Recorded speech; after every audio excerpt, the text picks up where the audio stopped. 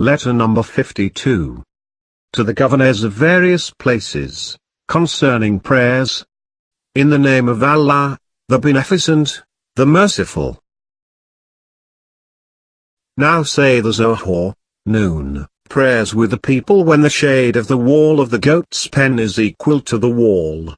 Say the Asr, afternoon, prayers with them when the sun is still shining in a portion of the day enough for covering the distance of 2 farasangs, about 6 miles.